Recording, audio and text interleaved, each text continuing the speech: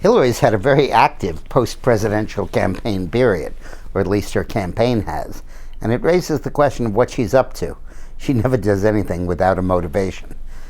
She's challenged the campaign vote totals and acting through the guise of the Green Party candidate Jill Stein, with money that Hillary's people probably raised for her, demanded recounts in Pennsylvania, Wisconsin, and Michigan.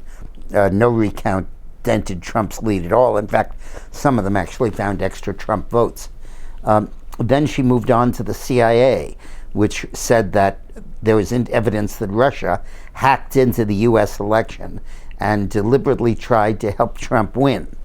And she's called for, her campaign has called for an investigation report by the CIA to the Electoral College about the results of its inquiry. Now, Obama, of all people, threw cold water on that, making the point that there was no evidence at all of any interference with the votes being cast or counted.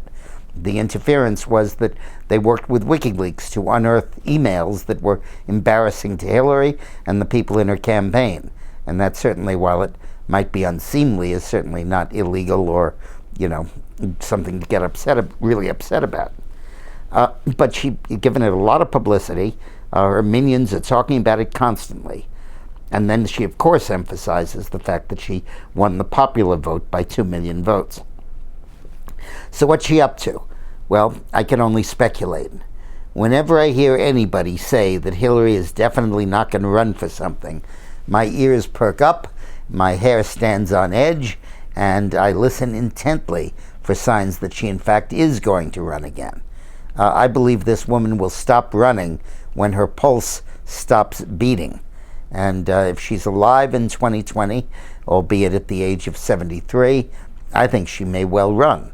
And I think what she's doing now is sort of laying in an asterisk to be attached to the Trump victory so as to mitigate the impact on her future career.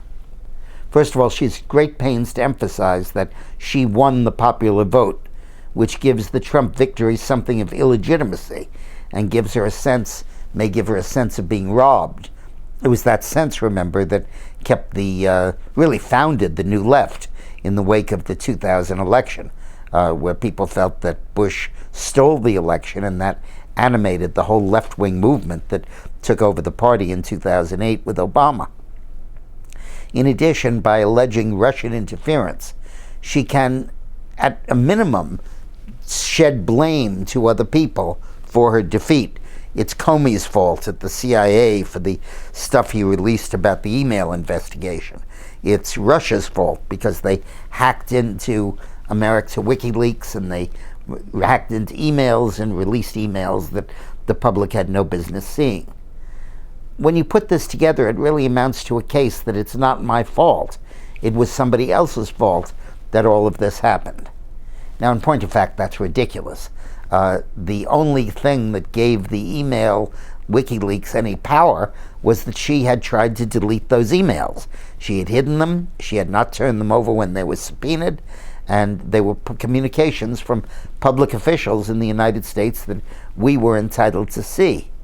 The Comey was simply reacting to an investigation and summarizing the results of an investigation into those emails, a scandal that Hillary, of course, caused in the first place. She also was escaping blame for one of the most disastrously run campaigns in American history, where she blew an all but certain lead and ended up losing on Election Day because of her dishonesty as a Secretary of State, her pursuit of fortune through illegal means at the Clinton Foundation, and her rigidity and inflexibility in handling those scandals, and her refusal to lay out a positive vision for the United States.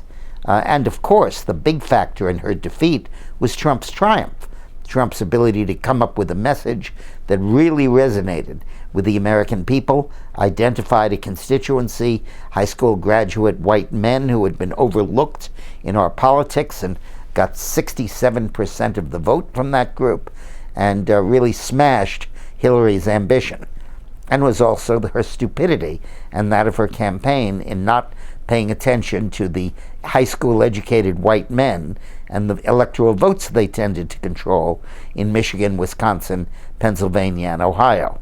She was relying instead on her instinct, which is terrible, and on AIDA. We'll hear more about her later. AIDA is the computer program that she and her mathematician staff used to calibrate precisely the campaign at exactly the wrong targets.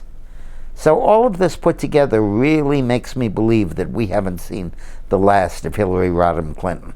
Not by a long shot. Thanks for watching.